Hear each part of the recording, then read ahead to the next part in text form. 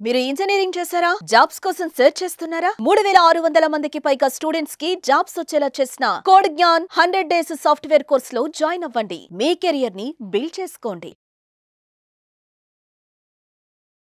నమస్కారం అమ్మా. నమస్తే అమ్మా. ఈ మధ్య కాలంలో చాలా వింటున్నాం, అంటే అక్రమ సంబంధాలు ఎక్కువైపోతాయి. అవును బాగా ఎక్కువైపోతున్నాయి. అందులోనూ ఆడవాళ్ళు చాలా ఎక్కువగా ఈ చేస్తున్నారు మ్యారిటల్ అఫైర్స్ లో చాలా తెలుస్తున్నాయి అన్నమాట. అది ఎంత వరకు వెళ్ళిపోతుందంటే కొన్నిసార్లు కన్న పిల్లల్ని కూడా వాళ్ళు చంపేసి ఆ పర్సన్ తో వెళ్ళిపోవడానికి రెడీ అయిపోతున్నారు అసలు యాక్చువల్గా. అయితే ఇలాంటప్పుడు ఒక రిలేషన్షిప్ లో ఒక భార్య ఎక్స్ట్రా మ్యారిటల్ అఫైర్ లో ఉందని కానీ, వేరే వ్యక్తితో రిలేషన్షిప్ లో ఉందని కానీ హస్బెండ్ తెలుసుకోవాలి, గ్రహించాలి. అరే వెళ్తోంది అంటే వేరే పర్సన్ తో ఇంట్రెస్టెడ్ ఉంది అని తెలుసుకుని కొంచెం జాగ్రత్త పరుచుకోవాలన్నా కానీ ఆ భార్య ప్రవర్తనలో కానీ ఏమన్నా తెలుస్తుందంటారా? భర్త ఎలా గ్రహించవచ్చు అంటారు అసలు? జనరల్గా ఏంటంటే ఇప్పుడు సూయిసైడ్ టెండెన్సీ ఉంటుంది కొంతమందికి, అంటే నిరాశ నిస్పృహతో చనిపోదాం అనుకుంటారు. వాళ్ళకి డాక్టర్లు ఏం చెప్తారంటే అలా చనిపోవాలనుకున్న వాళ్ళకి కొన్ని లక్షణాలు ఉంటాయి. ఒంటరిగా ఉండడానికి ఇష్టపడతారు, వాళ్ళు 10 మందిలో కలవడం ఉండదు, అంటే మూడీగా ఉంటారు, మూల కూర్చొని ఉంటారు, వాళ్ళలో వాళ్ళే ఏదో ఆలోచించుకుంటూ ఉంటారు. అలాంటి వాళ్ళని వదిలిపెట్టకండి, 10 మందిలో కలిసేలా చేయండి, వాళ్ళని అబ్జర్వ్ చేయండి, వాళ్ళని కలుపుకోండి అని చెప్తుంటారు డాక్టర్. అలాగే వీళ్ళు కూడా ఏంటంటే ఎక్స్ట్రా మ్యారిటల్ అఫైర్ ఉన్నప్పుడు అది వీళ్ళు జనరల్గా ఫోన్లలో చాటింగ్ చేసుకుని మెసేజ్లు పెట్టుకునే చేస్తూ ఉంటారు కదా, ఫోన్ కోసం ఎదురు చూస్తూ ఉంటుంది. ఫోన్ రాగానే చేసే పని వదిలిపెట్టేసి పరిగెట్టుకెళ్ళి చూస్తూ ఉంటుంది. అది వేరే వాళ్ళు అనుకో నిరుత్సాహంగా జవాబు చెప్తుంది, లేదా ఆమె అనుకున్న వ్యక్తి అనుకో నేను తర్వాత ఫోన్ చేస్తానని ఏదో ఒకటి చేసి పెట్టేస్తుంది. భోజనాల దగ్గర కానీ కలిసి మాట్లాడుకునేటప్పుడు కానీ పరాగ్గా ఉంటుంది, అంటే ఎక్కడో ఆలోచిస్తూ ఉంటుంది. భర్త ఉన్నాడు కాబట్టి ఆయన ఏదో అడిగితే ఏదో జవాబు చెప్తుంది, కానీ ఆ అమ్మాయి చెప్పే జవాబులో ఆమె మనసు ఎక్కడో ఉన్నది అని అర్థమవుతుంది జాగ్రత్తగా అబ్జర్వ్ చేయగలిగితే.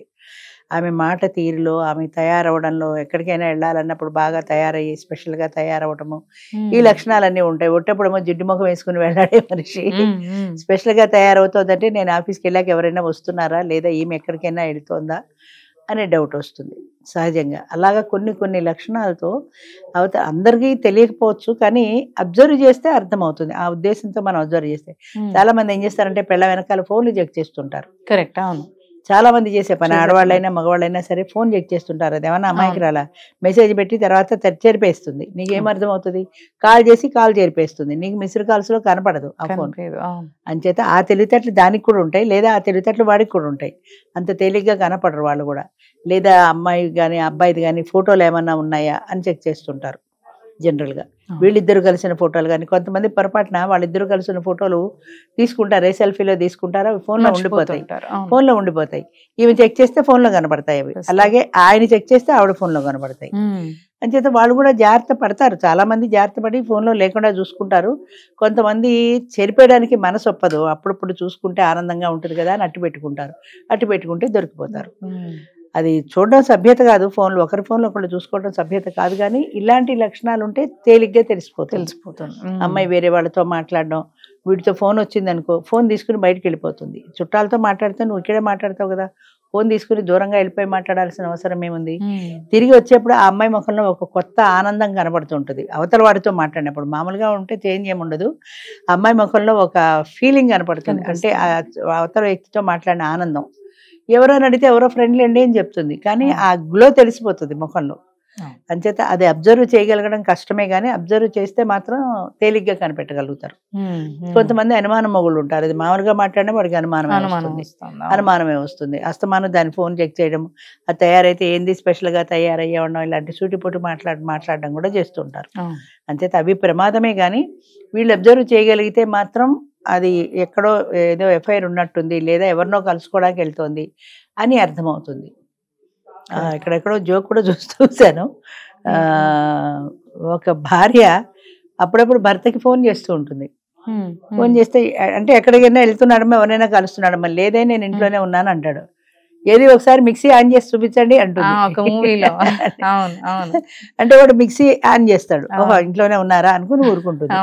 ఒకసారి ఫోన్ చేస్తే పిల్లాడు ఎత్తుతాడు, పిల్లాడు ఎత్తితే నాన్న ఇంట్లో లేడమ్మా మిక్సీ తీసుకుని ఎక్కడికో వెళ్ళాడు.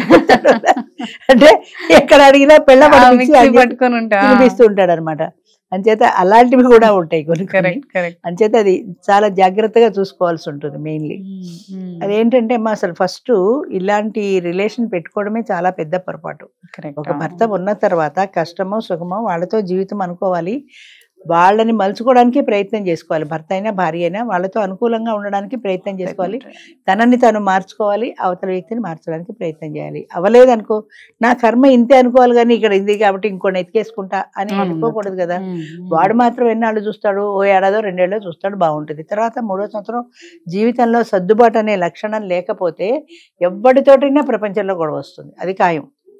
సర్దుబాటు అనేది మనలో లేకపోతే ఎవరితోటైనా గొడవ వస్తుంది. అంచేత మనమే సర్దుకోగలిగితే వీడితోటే బాగుండొచ్చు కదా, మళ్ళీ కొత్త దేనికి. వాడు మాత్రం గొడవ రాదన్న గ్యారంటీ లేదు కదా. అది ఆ సర్దుకోవడం మీద ఇక్కడే సర్దుకుంటే అసలు మనకి సమాజంలో గొడవే లేదు కదా. అంచేత ఆ సర్దుబాటు గుణం ఉండాలి, ఓర్పు ఉండాలి, సహనం ఉండాలి. ఇవన్నీ చెప్పడం తేలికే కానీ ఆచరించడం కష్టం. కానీ అది ఆచరణలో పెట్టుకోగలిగినాడు ఏ రోజైనా ఆడది సుఖపడుతుంది. ఎప్పుడైనా సరే తను జాగ్రత్తగా ఉండగలిగితే, తను గీసిన ఆ హద్దు దాటకుండా ఉంటే ఏదైనా సరే సొసైటీ సపోర్ట్ ఉంటుంది, కనీసం తన పేరెంట్స్ సపోర్ట్ ఉంటుంది, ఇన్లా సపోర్ట్ ఉంటుంది.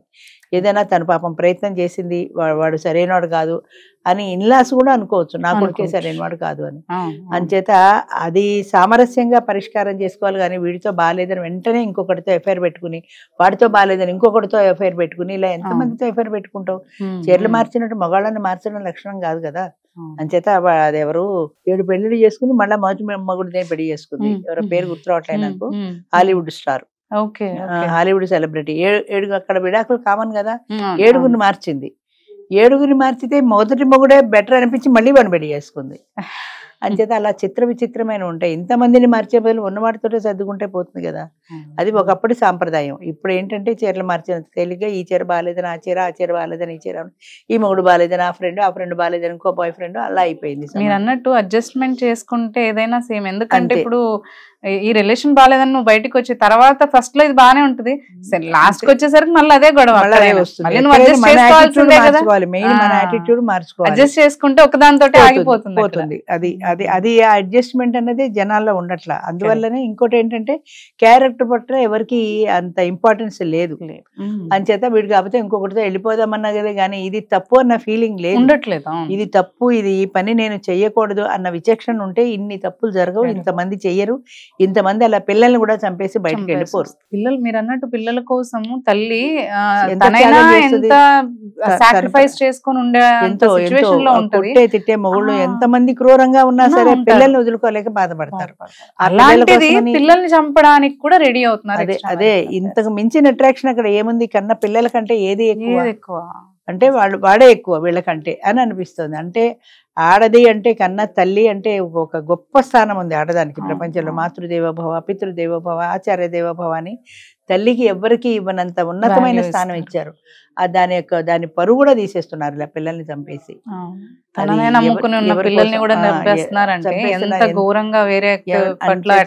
ఎంత అట్రాక్ట్ అవుతున్నారు. ఇదంతా ఎటు తిరిగి ఎటుపోయినా సెక్స్ కోసమే కదా, అంతా అవతల అట్రాక్షన్ అంతా సెక్స్ కోసమే కదా. అంటే ఇది వరకు పెళ్లి కాకుండా ఉన్న కన్యలు ఉన్నారు, 70 ఏళ్ల వాడిని పెళ్లి 20 ఏళ్ల పెళ్లి చేసుకున్న కథలు ఎన్నో ఉన్నాయి మన పాతకాలంలో. మరి 70 ఏళ్ల వాడు ఏం కోరికలు తీరుస్తాడు? 20 ఏళ్ళది పెళ్లి చేసుకుని కోరికలు అణుచుకున్నారు, కంట్రోల్లో పెట్టుకున్నారు. ఆ కంట్రోల్ ఉండాలి, ఆ ఆత్మ నిగ్రహం ఉండాలి మనుషుల్లో. అది లేని నాడు విచ్చలవిడి శృంగారానికి రెడీ అయిపోతారు అంతే. అంచేత ఆ కంట్రోల్ మనిషిలో లేకపోవడం అనేది ప్రధానమైన కారణం. మనసు టెంప్ట్ అయినా సరే దాన్ని మనం కంట్రోల్ పెట్టుకోగలగాలి. ఈవేళ ఈ హోటల్కి వెళ్ళాలంటే వెళ్ళిపోయాను, ఇవి తినాలంటే తినేసాను అన్నట్టుగా, ఇది తాగాలంటే తాగేశాను అన్నట్టుగా, వాడితో వెళ్ళాలంటే వెళ్ళిపోయాను అనకూడదు కదా. చీరలు మార్చినట్టు మగవాళ్ళని మార్చడం సాంప్రదాయం కాదు, అలాగే మగవాళ్ళకు కూడా అంతే. కానీ ఎవరు వింటలేదు కాబట్టి మనం ఎంతసేపు ఇదే చెప్పుకుంటాం. కరెక్ట్ అమ్మా. అవునమ్మా. థ్యాంక్ యూ అమ్మా.